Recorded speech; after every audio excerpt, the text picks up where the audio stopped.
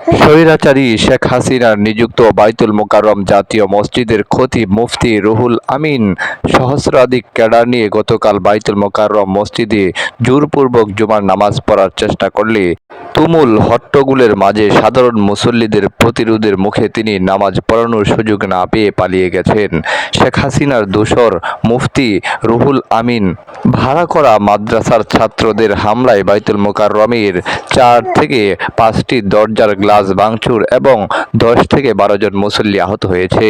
শেখ হাসিনার প্রেতাত্মা মুফতি রুহুল আমিন দীর্ঘদিন পালিয়ে থেকে গহরডাঙ্গা থেকে 5-6টি বাস নিয়ে সহস্রাধিক লোকজন নিয়ে বায়তুল মোকাররমের জুমার নামাজ পড়াতে এলে সাধারণ মুসল্লিরা ক্ষিপ্ত হয়ে ওঠেন।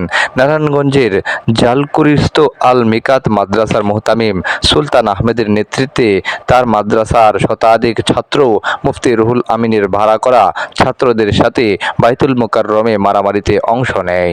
ঐতিহাসিক ছাত্র জনতার গণ অভ্যুত্থানের পর পলাতক থাকা হাসিনা নিযুক্ত বায়তুল মোকাররমের খতিব রুহুল আমিন সহস্রাধিক মাদ্রাসার ছাত্র নিয়ে বায়তুল মোকাররম জাতীয় মসজিদে জোরপূর্বক জুমা নামাজ পড়াতে এলে মসজিদের ভিতরে চরম হট্টগোল এবং মারামারির ঘটনা ঘটে। ইসলামিক ফাউন্ডেশনের নিযুক্ত মুহাদ্দিস মাওলানা আবু সালেহ পাটোয়ারি মসজিদের মেম্বরে জুমার খুতবা পূর্ব বয়ান শুরু করলে হাসিনাকে কওমি জননী স্বীকৃতিদাতা খতিব মুফতি রুহুল আমিন সহস্রাধিক লোকজন নিয়ে মসজিদের মেম্বরের কাছে গিয়ে বসেন।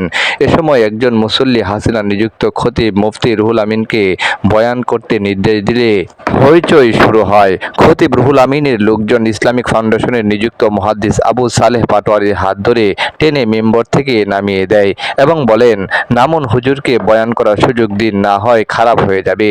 এ সময় সাধারণ মুসল্লিরা হাসিনার খতিব রুহুল আমিনকে উদ্দেশ্য করে বুয়া বুয়া বলে স্লোগান দিতে থাকে।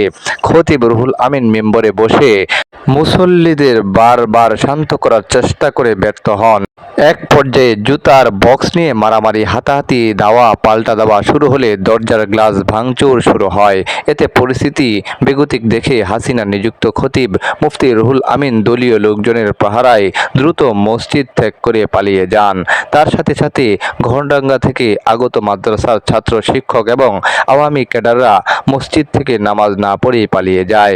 পরে পরিস্থিতি নিয়ন্ত্রণে এলে ইসলামিক ফাউন্ডেশনের নিযুক্ত ইমাম মাওলানা আবু সালেহ পাটোয়ারি জুমার নামাজ পড়ান। খতিব জটিলতায় অনেকটা থমথমে পরিস্থিতিতে জাতীয় মসজিদ বায়তুল মোকাররমে গতকাল জুমার নামাজ আদায় করতে হয়েছে মুসল্লিদের। ছাত্র জনতার গণ অভ্যুত্থানের পর পলাতক থাকা বায়তুল মোকাররমের খতিব মুফতি রুহুল আমিন ফিরে আসার ঘটনায় এমন পরিস্থিতি তৈরি হয়।